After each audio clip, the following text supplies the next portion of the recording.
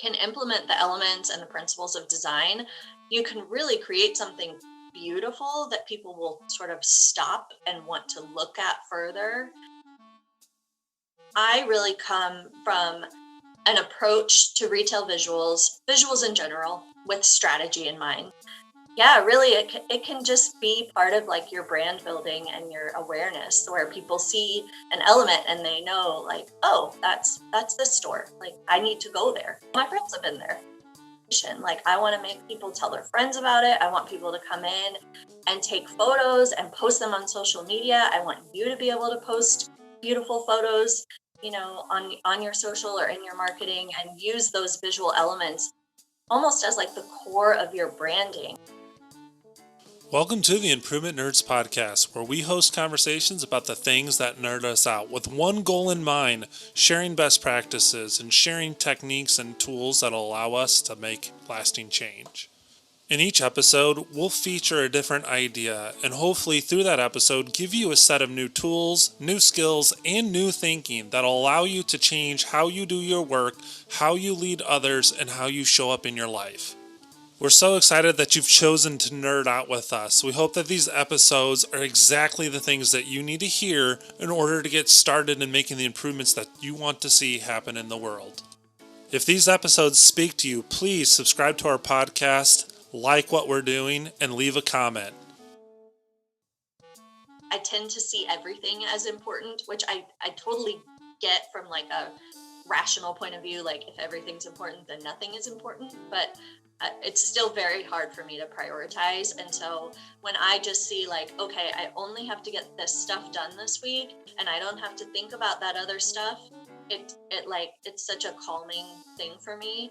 And it's true what they say, like an hour of planning can really, it's just like, I don't have to think every single day, what am I going to do today? What am I going to do tomorrow? It's already there. We work on a 1 week sprint cycle, which means that you create sort of a to-do list on this board. You're pulling from a backlog, which has all the tasks from now until the end of time that you have to do in your business. And you're pulling them onto a sprint board and you're saying, I'm committing to getting all of this work done between now and the end of my sprint, which would be between, the beginning and the end of the week. And you're checking in literally every single morning and you're saying, these are the things that I've moved along in the pipeline between yesterday and today. These are the things that are in progress. These are the things that are stopped for whatever reason. And so you're really watching tasks move from to do to done within the course of a week. And those are the only things on your list. So like, there might be 1.5 million other things in your backlog, but that's not your concern because you've identified the priorities for this particular week. Margaret Mead said it best when she shared that one should never doubt that a small group of thoughtful, committed citizens can change the world. Indeed, that it was the only thing that ever had. I couldn't agree more. Let's get busy, Improvement Nerds. We got a lot of work to do. Good morning, Improvement Nerds. This is Tom West. I'm back with another episode. We are recording early. I asked my guest if she was a morning person, and her response was mostly. Sometimes it kind of depends. But here in the Midwest, we're kind of in a transition phase where children in school are still virtual and still in person. And here in our house, our twins are still doing virtual learning for kindergarten. So they start at 8 a.m. and it's a battle to try to get bandwidth for internet. And there's just a lot of things going on. So I'm like, maybe we can get this done early. So I'm up early. I'm normally a morning person. Anyway, so I sent Sheena a message and she said, I'll be there. No video camera time. We're not doing a video cast. And I'm gonna have coffee. I hope you don't mind. And I'm so grateful that she agreed to wake up early to make this happen. So good morning, Sheena. Good morning, Tom. Thanks for having me. Yeah, for not being a morning person, you are already on it. I think before I hit the record button, you and I were just kind of chatting and getting ready to go, and you were being super silly, and I just can't wait to go through this podcast because I've already been laughing with everything we've discussed so far this morning, and I know we have a lot of fun as we go forward. I chalk it all up to the power of coffee. I miss that. I love black coffee, and as I shared before we hit the record button, I and you said this too, is like I've had to moderate it a lot. And you were saying you're moderating it too, like your cutoff is year after year kind of creeping up, like, okay, I can't have coffee after. What is your cutoff period now? Um, it's about 4 or 5. I think it's still pretty late in the evening compared to a lot of my friends. They're like, "Oh gosh, I can't do caffeine after noon." So, I'm definitely on the later side. Yeah, I'm envious. I wish I can drink to the day. Awesome. Well, I'm glad you're here. I'm glad you're caffeinated. And I'm excited to share this episode with the improvement nerds of the world. So let's go ahead and not keep them in suspense any longer. I'm going to ask that stage setting question of what are we nerding out about this morning? We are nerding out today about design thinking, specifically problem solving and prototyping and all things to do with productivity and things like that. That is a big nerdy topic, and I cannot wait to get the gory details of everything you've just set up right there. Before we jump in and like turn the pages on it and become students of this topic, I want to get to know you a little bit. So um, I've learned that you had a hand in the window displays of a local retail shop, and this retail shop is one that I love to go and just check out the windows. And I was telling my wife last night, I'm like, tomorrow I get to interview Sheena, and she's been doing these window displays. And my wife's like, oh my gosh, I've met her before.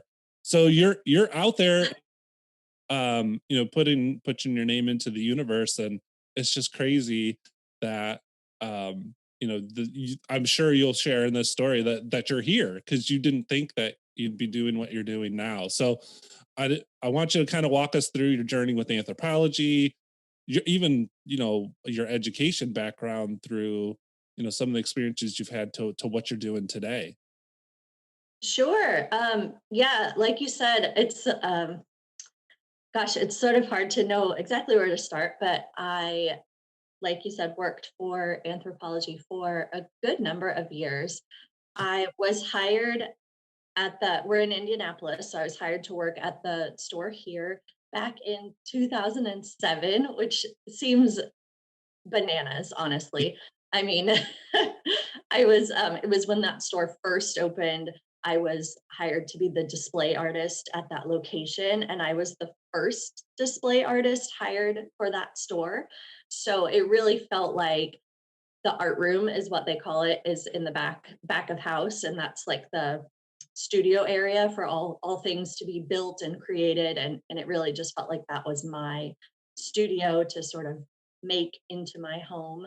um, but yeah, I worked with the company as an employee from 2007 to 2015. Now I'm forgetting my dates. I think 2015.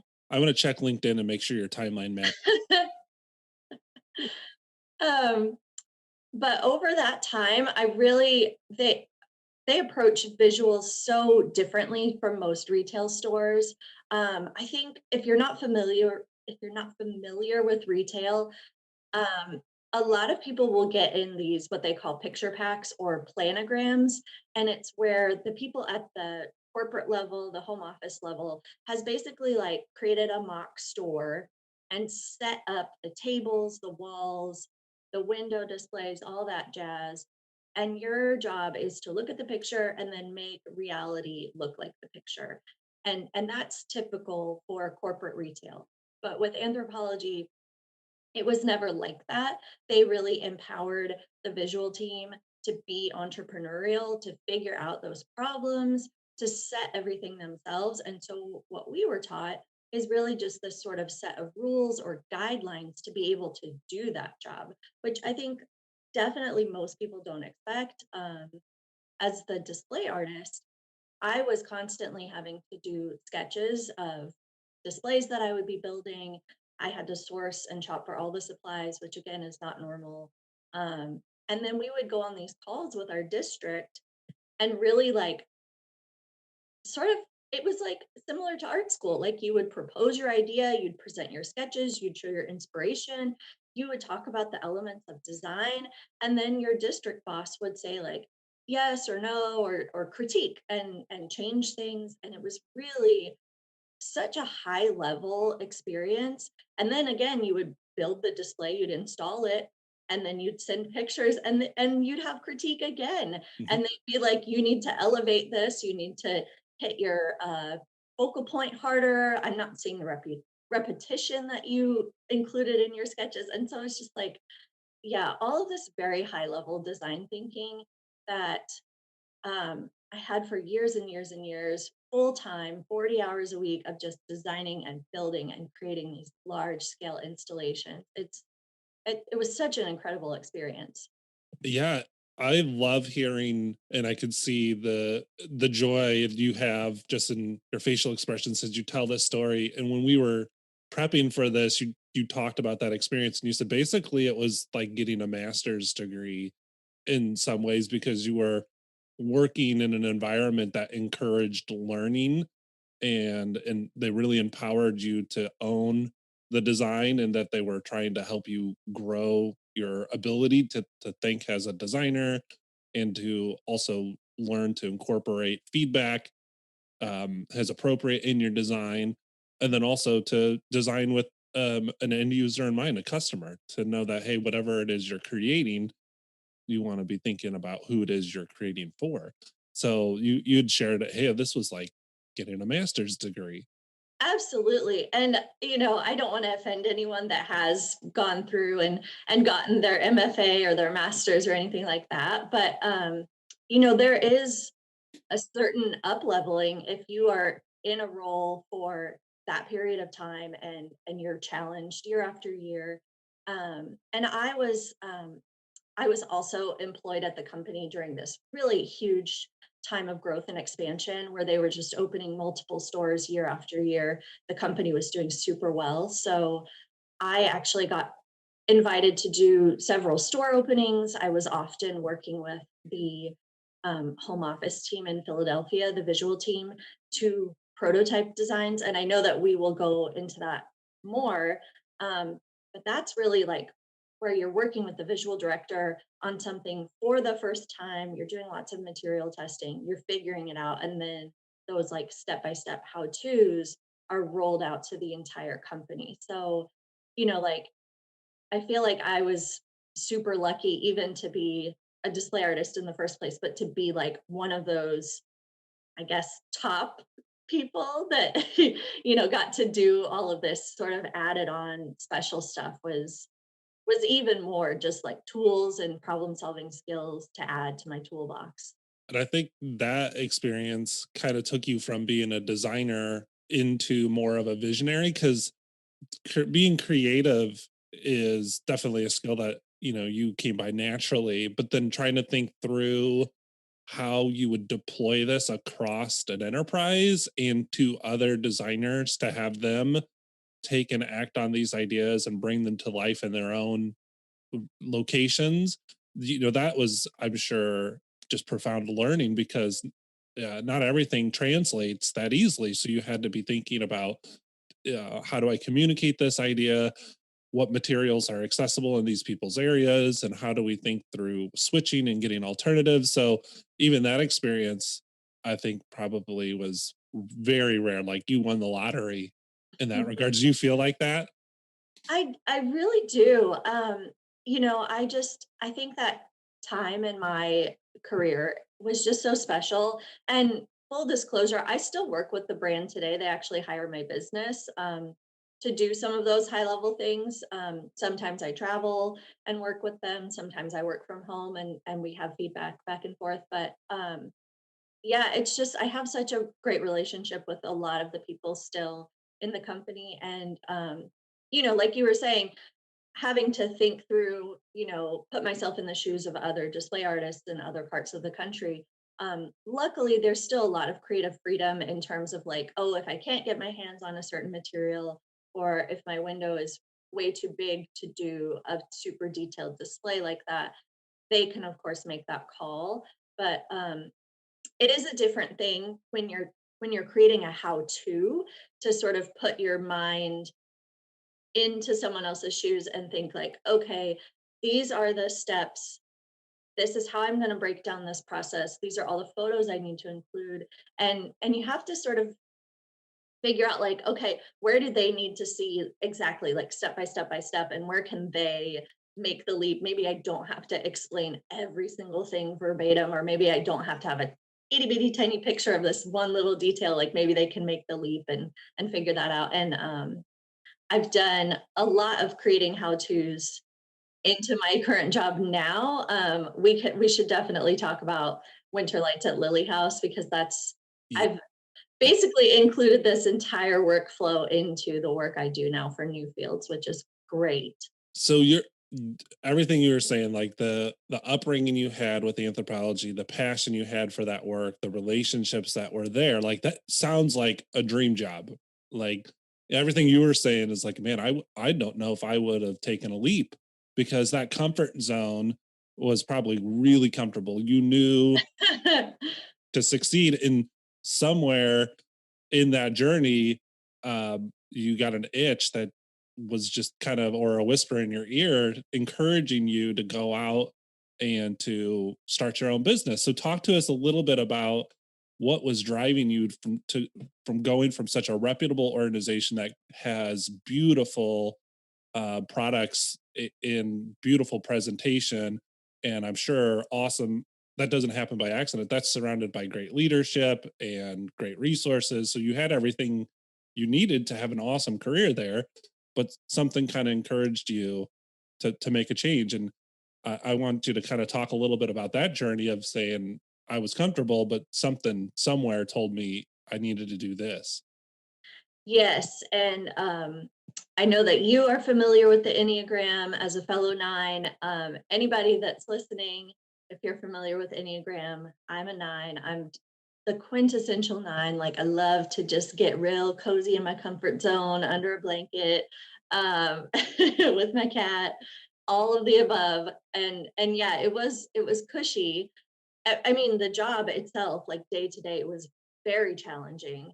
But overall, I knew that I had good job security, and it was a dream job, like really, truly.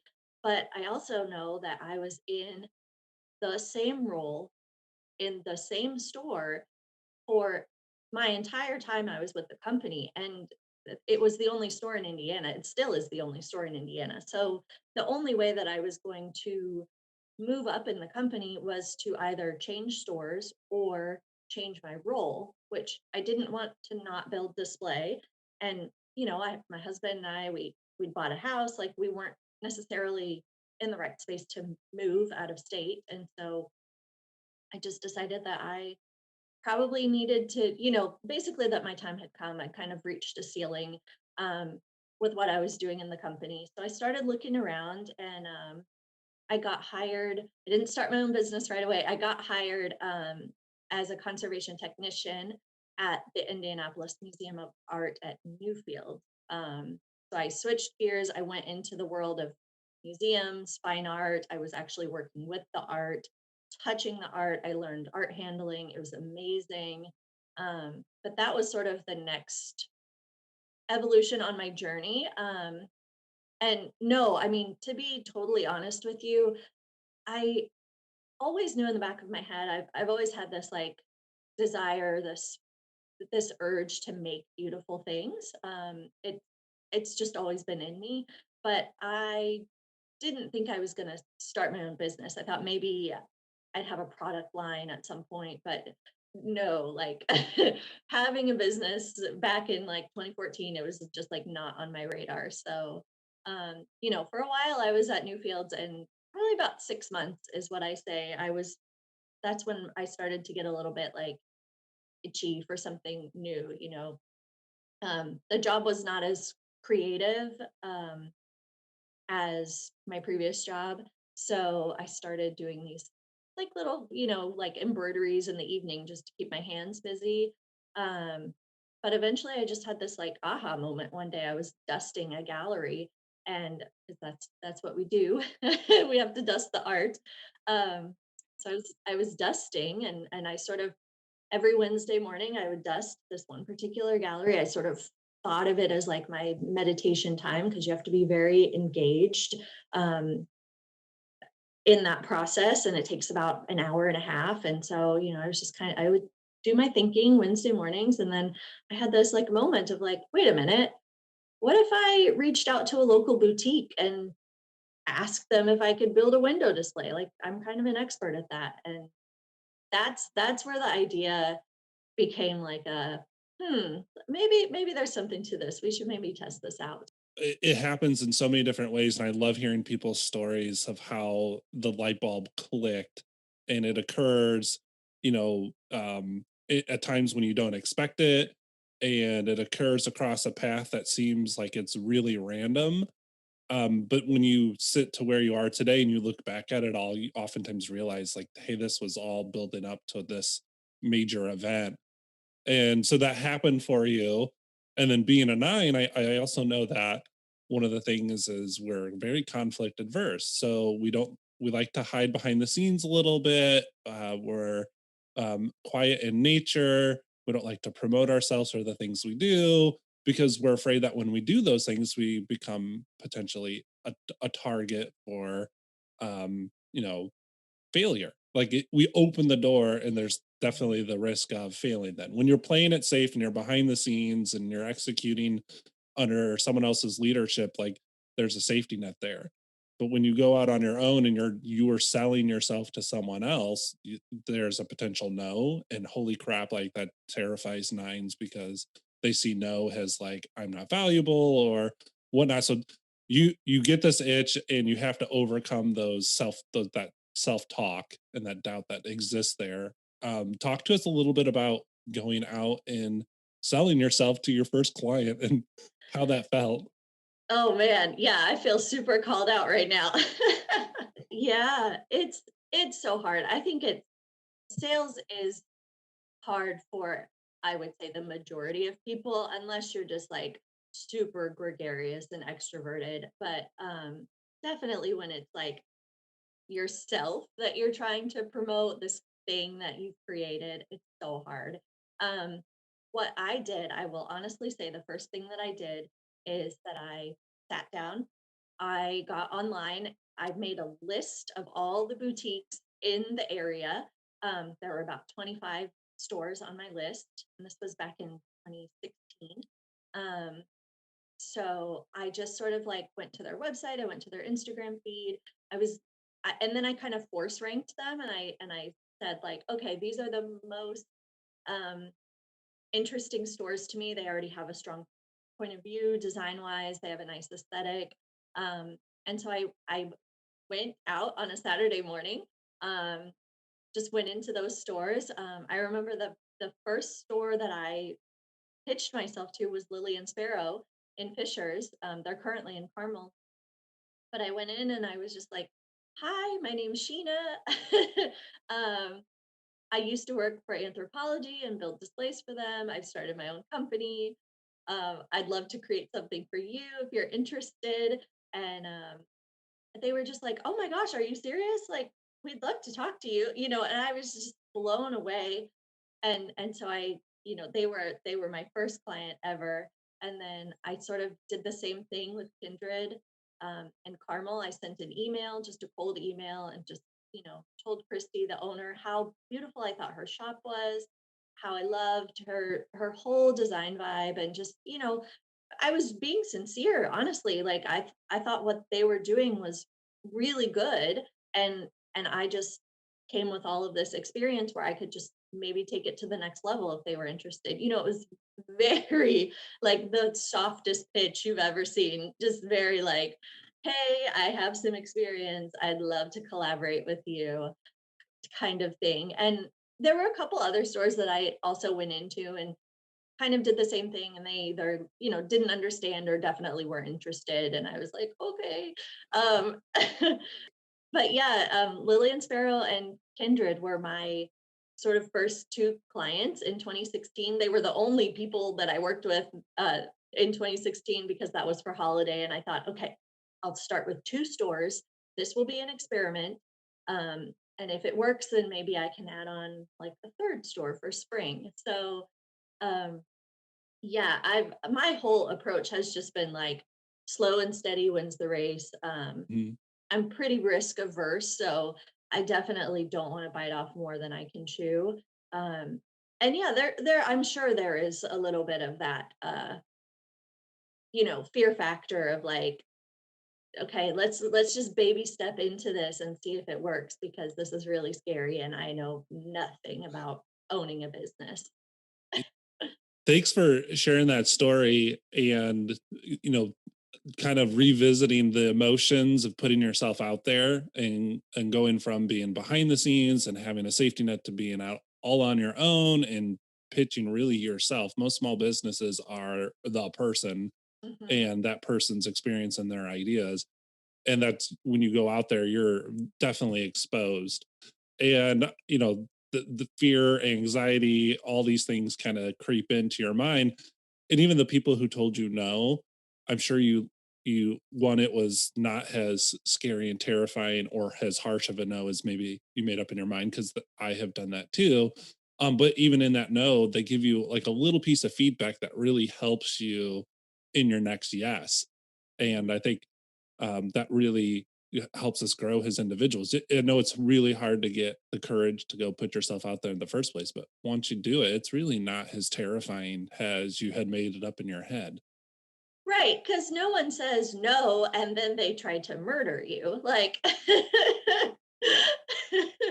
it's just like no, I don't really, like sometimes I would be very clued into like they didn't understand what I was selling. So they'd be like, no, I don't think that's something that we'd be interested in. Or, some people would be like, no, my team already does that. And, I would just keep to myself how successful I thought their team was at doing XYZ. I don't want to call anyone out, but yeah, it's just you definitely if you can have a little humility and not take it personally, which hi, I'm the queen of taking things personally. Um, yeah, then you can learn a lot. And that's really the core of what design is, right? Is that iteration and learning as you go. So thank you for sharing your backstory, and I'm so glad that you've taken those risks because you're here now and you're doing awesome things. As you and I met, you shared your presentation that you'd made where you kind of revisited how you went about starting your own business and that you learned to be more organized and that checklist were your friends. And I think in that presentation, you had even making that presentation has a goal that you'd set for yourself like a year ago. So, it's great to see that you're launched and that you're doing awesome things. Now let's kind of double click on exactly what it is you're doing and let's go deep on the design thinking process and prototyping and then being organized across that, because being creative, a lot of people see like, oh, they're just very talented, and yes, that's part of the equation, but executing on ideas is also important in that as well. So kind of talk to us a little bit about design and let's nerd out for a bit. Yeah, I don't even think I've mentioned the name of my business yet. It's Color Story Studio. I started Color Story Studio in 2016. It was a side hustle for 2 years, and then I've been full time for 2 years. So that's just so crazy when I think about it. But yeah, I work with small businesses, primarily retailers, to create display and decor. If it's retail, it's merchandising and displays like window displays, in store displays. I also have created custom lighting designs for other businesses. We do permanent art wall treatments. My work is very visual, obviously. It's good to take a peek at my Instagram, which is at Color Story Studio. Um, Better than Pinterest. Like instead of going to Pinterest now, I just open up your Instagram and I think you had one recently that kind of showed product display mhm. and and then on there like, how did this come together or why does this work?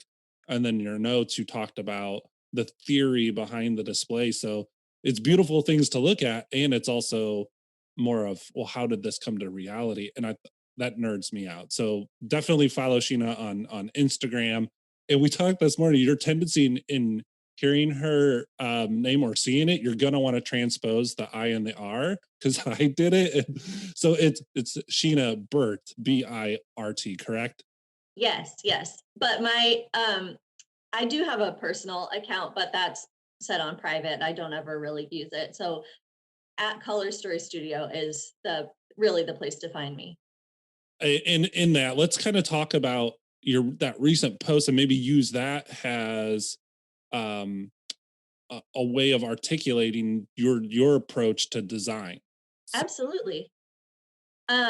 Yeah, there's I think that when I talk to a lot of small business owners and shop owners in particular, I really come from an approach to retail visuals in general, with strategy in mind. And I think that's from my years working for anthropology of being really empowered to make strong decisions in terms of how to create product presentations or just visual presentations in general that inspire people, make them look a little closer, make them want to buy something. Like that's obviously the goal. But yeah, there's a ton of strategy there, and if you can implement the elements and the principles of design, you can really create something beautiful that people will sort of stop and want to look at further. It's all the other things in the store too, from even how you arrange the furniture, the actual physical floor planning um, can really help to work a person through the space, get them to stop and sort of look high or low. It's all a lot of strategy, and you can implement those things like, or I can do it for you. But yeah, I offer merchandising services. I do offer store design and floor planning. I recently worked with a store where I designed the floor plan. They were moving to a new location, so I physically picked out all of the furniture and fixturing for them and set the floor plan. And they're doing like 3x the revenue that they were doing in their old space. Like, I'm not making this up. It's insane. Their numbers are incredible. Yeah, it's such a I just think that like I want to be a resource not only, to help businesses make more money because I think that that's super important anytime, but especially in 2020.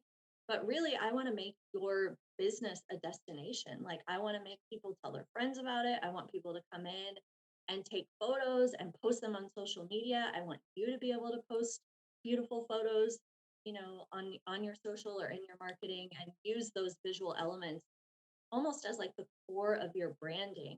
Um, Pen and Beach, a client of mine, they use the visuals that I've created for them so well in their branding.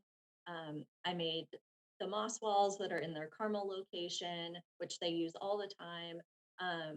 We designed and built the brass and globe lighting that pretty iconic in their spaces, and they tend to frame that up in their photos a lot. So yeah, really, it can just be part of like your brand building and your awareness where people see an element and they know like, oh, that's this store. Like I need to go there because all my friends have been there.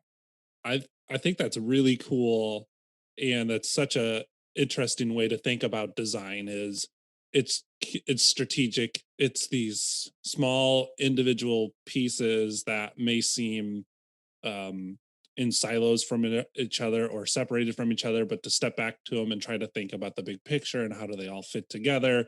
So that strategic lens makes you as a designer very valuable. And then your goal through design is to create an experience and to provide a feeling or to create response of an individual who encounters that design to be motivated to do something.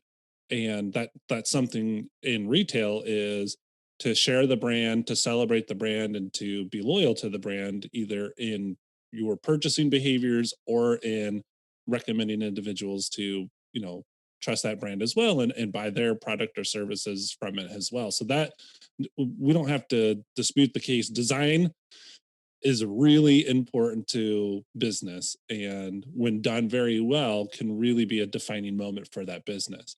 So we know design's needed, but a lot of people think like design is done through magic, and that it's flipping a switch and it's all just going to happen really easy because you have a good designer. But behind the scenes, design is hard work, and you can attest to that. And it's also kind of putting it out there, getting feedback and iterating, and it's kind of fail fast, fail cheap. So kind of talk to us not about the importance of design, but how actually design comes together, how these beautiful things are brought to fruition. Yeah, you're absolutely right in that there is a process called prototyping that I learned working for anthropology that I put into practice now, where you have an idea, you've had your initial conversations with the client. A lot of times I'm showing past work, and we're kind of using that as a jump start to get the conversation moved forward into maybe what they want to see. I hear from most people, they see something I've done, they're like, oh, I want something like that. But obviously they want it to be their own version of something like that. So um but then some people want something completely out of left field, completely original. So I like to show them a lot of past work that I feel would kind of vibe with their brand. But then a lot of times there's an experimentation process or a prototyping process where I am working with a set of materials to sort of push them in different ways to see what the material can or can't do. Um, and also, like just experimenting with color or variety, things like that. Um, a lot of times I don't always have the time to do that with a lot of my small business clients, just because that is a pretty lengthy process. But that's definitely a process that we go through for designing winter lights at Lily House. We have a whole prototyping phase. If you've never been through winter lights, it's a holiday interactive, it's a walkthrough event where the entire first floor of this historic mansion is transformed with room sized installations. Every room is different. So we are every year deciding what new elements to add into that installation, and they obviously have to be prototyped first. You can't just think like, I'm going to do X and then immediately do X. You have to figure out how you do it before you actually execute it. And we also work with a lot of volunteers to do a lot of the production work. So it's my job to do the prototyping, create the how to, which are the step by steps. I also am in charge of sourcing all the materials, um, with the quantities, the links of where to get everything. It's a massive, massive undertaking. And then we're buying quantity for these volunteers to produce literally hundreds of, maybe like the paper ornaments or cardboard cookies or something like that. So I think I derailed on a right turn, but that's the best example I can think of with the prototyping process that I use today. That is, it's very necessary.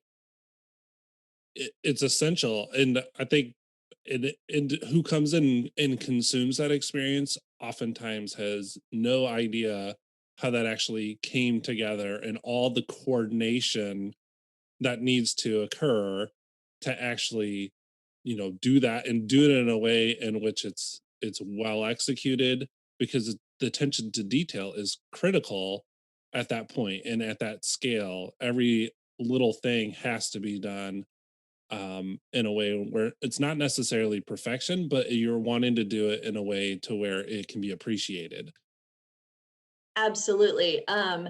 It's so hard for me because I don't work for Newfields anymore. They hire my business to do this, but I'm not the one that's there with the volunteers as they're producing everything. So, Mm.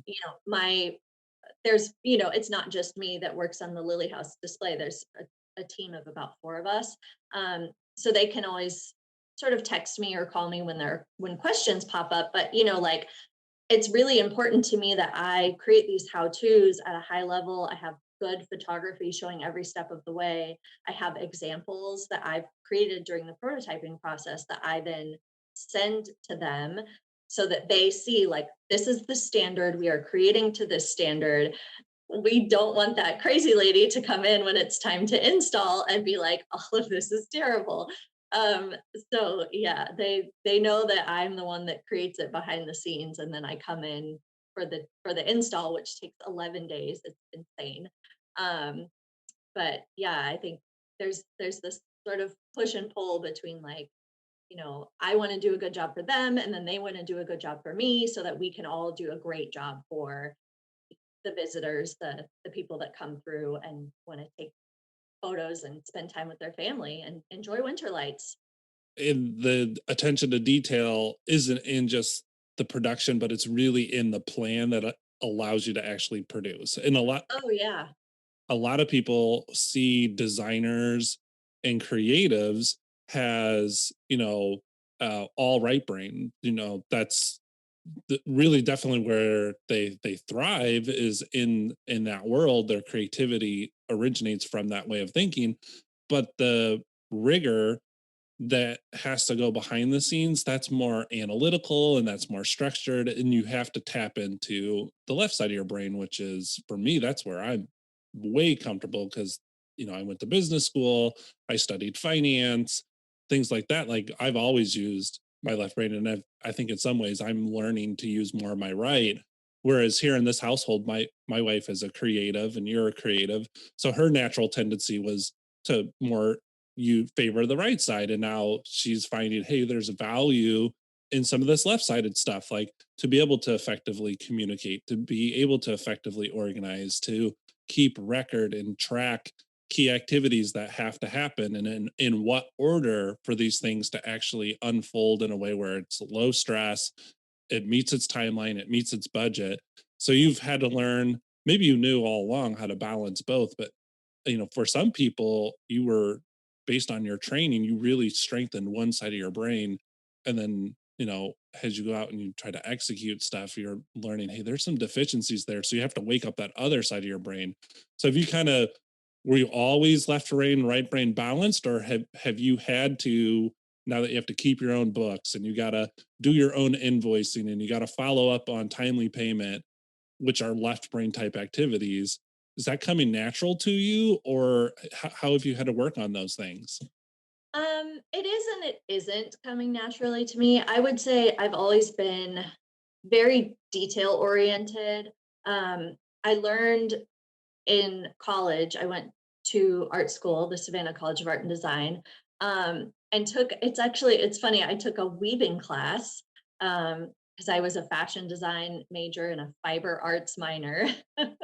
I took a weaving class and I thought it was going to be terrible. It was required for my minor, and I fell in love with the process. And it's like so boring. Like you're just tossing a shuttle back and forth. You're packing the loom, like sit out a loom, weave the fabric. But first, there's like literally hours and hours put in of setting up the loom. And I say all this because I learned that I love process. And a lot of the work I do today is process work. It's very repetitive.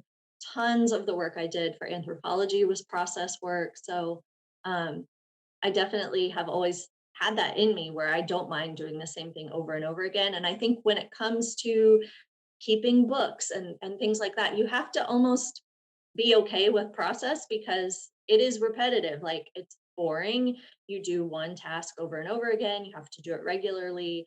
Um, and you have to have good follow up and follow through. And then I think I've always been pretty logistically minded too. That's definitely a strength of mine. Um, but I think I learned the workflow working at Anthro. I mean, so much of what I do today really stems from that experience where, I would be installing a window, but I'd have sketches due for, whatever project I was installing a couple weeks from now, and I'd have shopping that I needed to do. And I had, oh, hey, you've got like two people added on to help you today, so you need to have helper projects for them. And it's just like you're managing not only like a billion different projects at a time, but you're managing multiple people at a time, and they're all working on different things. And that is literally to this day where I am right now. Like I think I have a dozen projects that are being installed between now and the end of the year, which is overwhelming to me. But, and they're all at different stages. And yeah, I mean, it's just like, it's a ton to keep managed in my head. And a lot of people are like, well, who's your project manager? And I say, oh, well, that's me. And um, we can talk. I've implemented a new system in like accountability and a project management system, but I could go on and on about this stuff. And I'm just like, I wish I had, it's too early to eat popcorn, but like, we had started out where and made a case like, hey, design is really important. It's crucial for businesses to convey their message, to adopt a designer's mindset, and to really embrace creativity.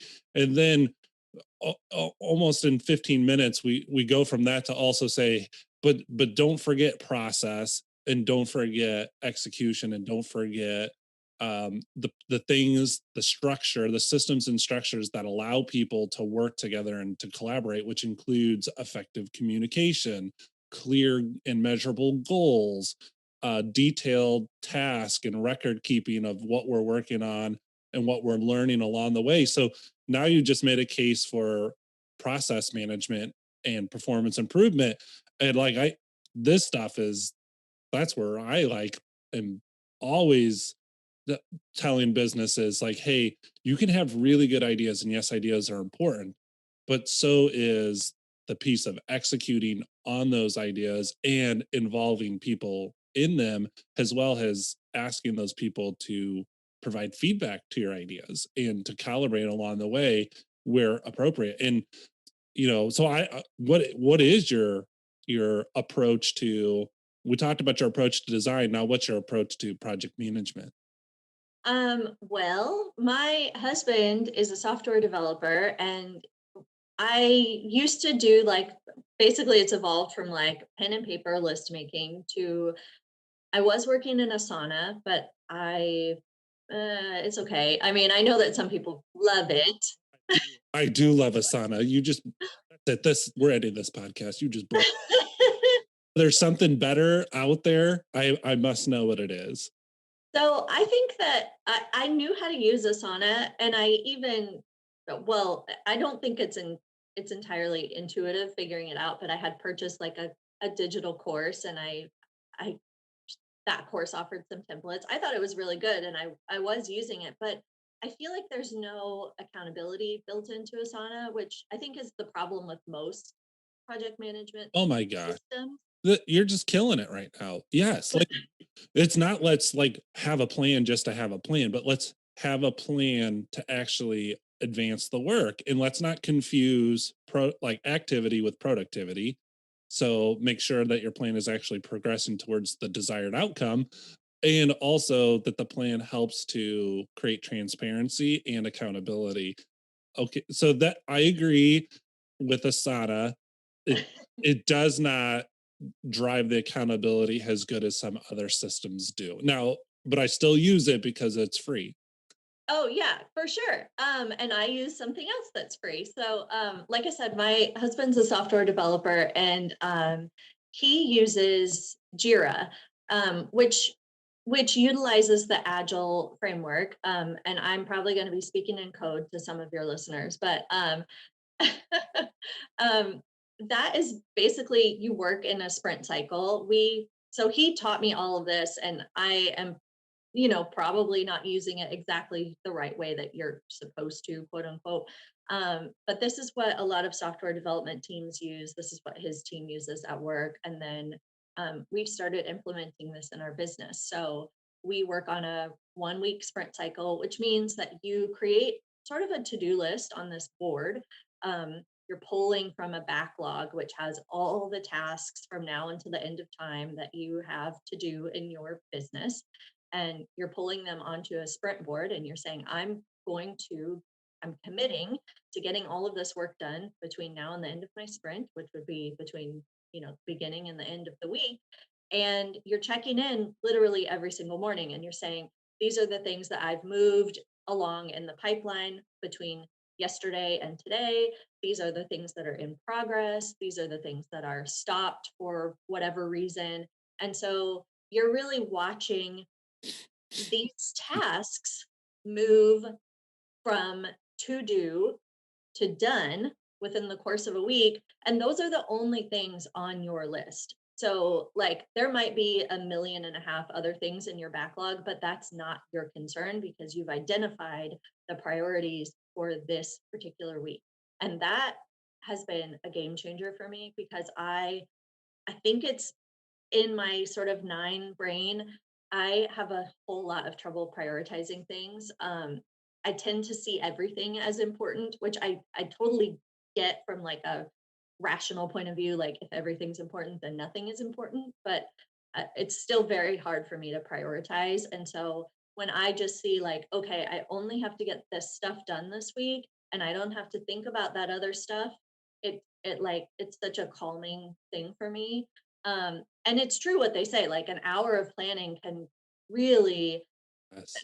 I mean, it's just like I don't have to think every single day, what am I going to do today? What am I going to do tomorrow? It's already there. So, and then at the end of the week, you can see like, okay, have we gotten everything else? Have we gotten it all done? Okay, if not, then it's carrying over into next week. And then that obviously affects your next week plan. So it's just been, like I said, game changer. And during this holidays, always, I consider being in holiday right now because I'm prepping for holiday displays, but holidays always my crazy busy time. But this is the busiest I've ever been. I'm so thankful. Oh my gosh. But yeah, it's a lot to wrap my head around. It's high stakes environment. It's somewhat of a pressure cooker. You have you're running concurrent projects. So it's not, what am I doing for this project, but across all your projects. And that creates a backlog of work. And it's really hard to not feel overwhelmed when that work is unstructured and unorganized and chaotic. And, that's how it's as if I paid you to say that, because that's how I've helped Mhm. organizations facilitate turnarounds is you know emptying the pockets of everything you need to work on to take your business from where it is today to where you want it to be in the future, and every one of those things you want to work on is an individual project. And if you send, just like an activity, if you send all your work off at once, you're going to cause your resources to bump into each other, and it becomes confusing and chaotic and nothing gets done because you try to do it all at once. You're trying to fit all this activity through one doorway. So you have to prioritize those things and you have to make decisions on what you work on in what order. And then once you've ordered that work, you need a process to actually activate it. And what you're proposing, agile, I was taught before agile was a thing, is when I did my MBA and my PMP and my black belt, and I'm so glad Scrum and Agile are coming forward. But I was taught it in the form of Kanban, which is KANBAN, which is you take your work and you think about it in kind of 4 columns. You've got your parking lot and you've got your inventory, but then you've got your to do, doing, and done, and you manage them in a cycle. And the most common cycle is a work week. And you, at the start of that, Monday has a schedule and it's about filling the funnel up and saying, here's what we need to do, and setting priorities, and then creating work packages. It's a whole bunch of nerdy stuff, but it's a structure that works. And along the way, it helps you avoid the overwhelming sensation of you got to work on everything, but it also helps you celebrate these small wins of getting work done. Doesn't it feel really good to move something from the to-do list to the doing, I'm actively working on this, to now I'm getting this done and I'm putting it in the done column? How does that feel to see that happen? It is the best. The other thing that I love, and you can utilize this workflow in Asana. I mean, it's just a method. The thing that I love about Jira is that there's a way to assign points to things, and this has been the real key. because we assign points to all of the individual tasks. And so we know that when we're planning, we know that actually what we do is we equal 1 point equals 1 hour. And I know that that's probably not common, but I just like to see it as that because I think about things in terms of like this will probably take me 4 hours. I've learned to get really good at estimating over time. I've been doing this for over a decade, so I know how long things take for the most part. Um, so we just fill up to the number of points that we have in a week. Like it might be 35 hours, so 35 points, and then I can just like it feels so good to see like your number of points in the to do column goes down while your number of points in the done column goes up. I don't know. There's something about like that in and of itself is so rewarding to see like I did so many hours of work this week and I was so productive, and yeah, it just feels really good. So when I started to facilitate improvement in healthcare, I was working on in Kaizen events. And so Kaizen is a major project executed in a week. So you're redesigning process, you're going out and collecting voice of the customer, and you're collecting data, you're designing solutions, and you're actually testing them in a very short period. So this is like orchestrated chaos, and it requires the facilitator to be really hands on. And and working in healthcare, I was totally out of my comfort zone. So I was, prior to that, working in treasury services, doing a lot of data analysis and forecasting, and really in my right brain world. And then I had to get way out of that comfort zone and stand in front of people and actually talk, and like I was terrified. And when people in that design sprint would say things like, well, we've tried that before, or that won't work, or I can't do that, I was able, as their facilitator, to say, we're capable of doing things that we didn't think we were. And here I am today, a person with a master's degree in finance, standing in front of people, to which I'm very afraid to do public speaking, and encouraging you that you can do something you didn't think is possible. So I did that, kind of like the reverse of going from right brained master's degree in finance to leading people and really encouraging them to apply empathy to solving the problem, which is core of design. And that taps into the person's left brain. And so I was able to challenge people to say, like, you're capable of things you didn't think were possible. And so it's great to meet almost the reverse of what I was, to have a person who has an art degree stand in front of people and say creative work came very natural to me and structured work was a bit of a stretch. But you just articulated agile project management and its importance as good as anyone I've gone to business school with. So for everyone out there who is like, I can't do that, you've now just met a case study. This is that yes, you can go from right brain thinking to left brain thinking. So that is, I'm just, and you've lit up when you talked about it. It's obvious that you were skeptical at first when your husband tried to convince you you should be using agile, and you're like, yeah, right, how's that going to make a difference? Because it feels like it's going to be more work. I have to stop and I have to plan and I have to learn this new tool and I have to use these funny words. Oh, shoot me in the face, I don't have time for that. It's true. Look at your little smile. Yeah. True. It's so true. And Jira the software is not that attractive. Like I know that that's the dumbest thing to say, but Asana is so pretty, and like Jira definitely feels more masculine in its design, and it's not intuitive. Like, oh my gosh, it's just like sometimes it feels really clunky, and yeah, so it was just like, no, don't mess with me. I had my workflow set up in Asana, and like I don't want to be messed with. I don't want to learn this new thing. And to his credit, Ezra was like, yeah, but maybe this could be better. And he's like, just give it a try. And if not, he was willing. He was like, if I teach you Jira and you don't like it, then we can go back to Asana, but you teach me Asana. And I was like, okay. And then so we did like a month where, you know, I learned Jira, we tried it, and I was like, "Oh, this is really cool," and I'm getting stuff done. So It sells itself. Like, it does. it wants you to start. It's not more work, it is the work. That's just Yep. you go about consciously deciding to do the work. And what what a beautiful way to kind of take this episode and bring it together is like there's a true benefit of learning how to tap into both sides of your brain to think creatively and to think in a more process oriented way and combine those two things to actually um, bring forward great ideas, but also to follow that great idea up with a plan that's actionable and actually able to be executed on. Like you're like now, I don't know. We're gonna have to. Absolutely. Yeah, oh my gosh, if I couldn't do the work, then I wouldn't have a business. Like it's not like I have to come up with the ideas and then actually execute them, or else I'm not going to get any money from my clients. I'm not going to earn their trust. Like it just doesn't happen. It becomes a hobby, and that's not what I'm doing. I'm running a business.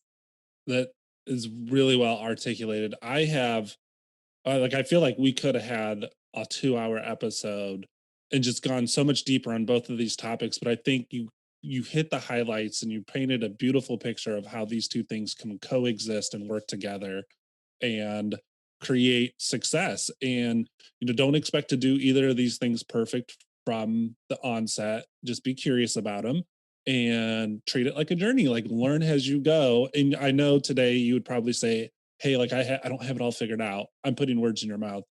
But Oh is this no, you're right. right? Like we're all, Oh, absolutely. and I just am so glad that you came on and nerded out with me today. And I wish the best for you, your family, and the color studio. And I can't wait to watch the tremendous growth you have because, like you were saying, it's in reality, it's not just what can you do, it's really how you do it and why you do it for the people you try to serve. And it's really clear that you're passionate about this stuff, and it's not that you're passionate about it for your own personal benefit. You're passionate about it because you know what it can do for other people, for their business, or for them as a consumer. And I think that is so cool. Well, thanks, Tom. Yeah, I mean, I've been so lucky and blessed to work with amazing businesses and clients in this area. And then also just my journey to getting to this point, I just feel like I've worked with the best people in town. And yeah, I mean, I'd love to work with more people. I'm expanding every year. My client load grows every year. And the beautiful thing about my business is that it's not usually one-off installations, because I work with retailers and because spring happens every year, holiday happens every year. I work with them again and again, um, usually throughout the course of the year, year after year. I'm going on 4 years with some of my clients. Lily and Sparrow were my very first, and I still work with them to this day. So I just that relationship aspect where I'm super invested in their business and they're obviously invested in my business. Like I love the back and forth. I love just like the relationships that I've created. So yeah, and I don't know. I think if anybody's interested in up leveling their business, setting themselves apart in terms of how they how their business looks, how their sales are impacted, I'd love to talk to you. So yeah. I'm thank you for putting that out there, and I hope individuals who hear this episode like trip over themselves to work with you. And just to revisit that, so we talked a little bit about Instagram and what other channels can people connect with you and start to create this relationship and possibly collaborate and partner with you. Yes, Instagram is at Color Story Studio. My website is colorstory.studio. There's no .com, it's colorstory.studio. And that has just like we're slowly putting more like portfolio work on there, but that really has like my why and a brief overview of services. It also has this really great um, DIY store assessment. So that's a little freebie. If you have a store and you want to assess your store from a high level, you can get that. And then I'll just give out my personal email as well. It's Sheena, SHEENA, so any of those, I'm happy to talk. So thank you.